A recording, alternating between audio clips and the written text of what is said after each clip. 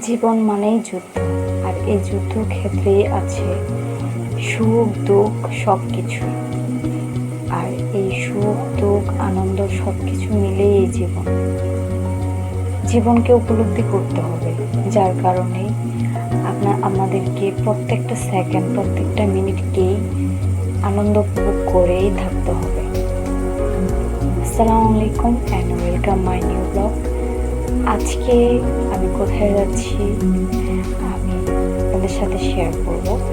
আর আমার সাথে আছে আমার মা এবং বোন।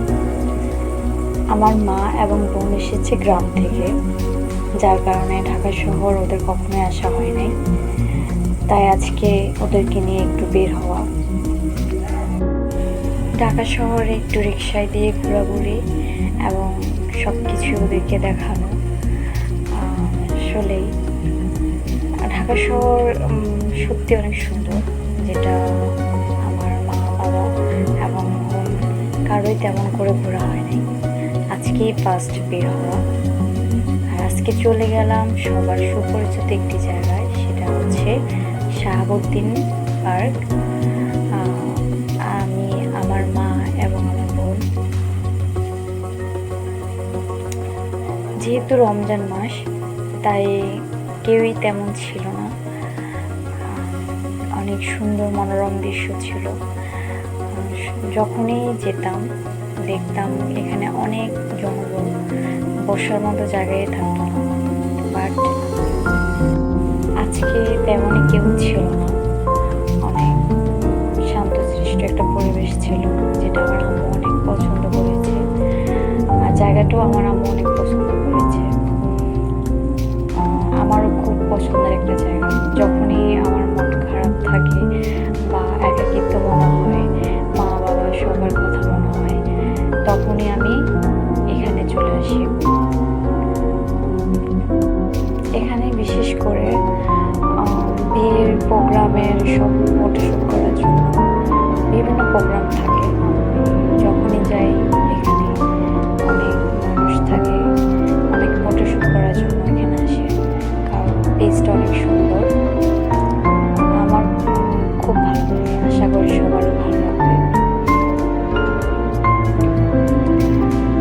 আর সময় থাকতে সব কিছু উপলব্ধি করা খুবই প্রয়োজন আমি মনে করি।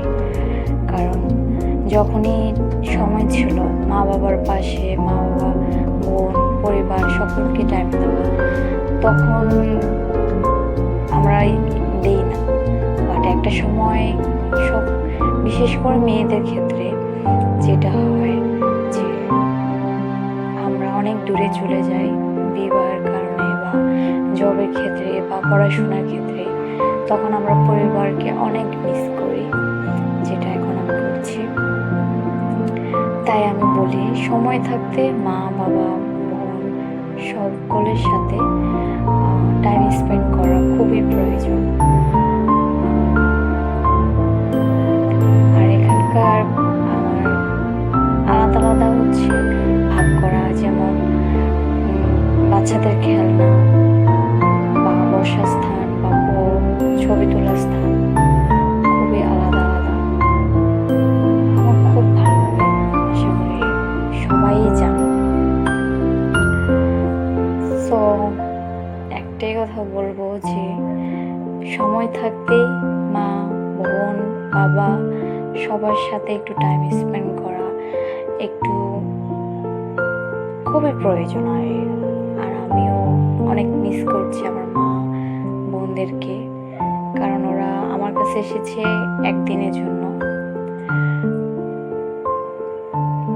যেটা আসলে আমি কেন, কোনো মেয়ে খুব কষ্ট পাবে।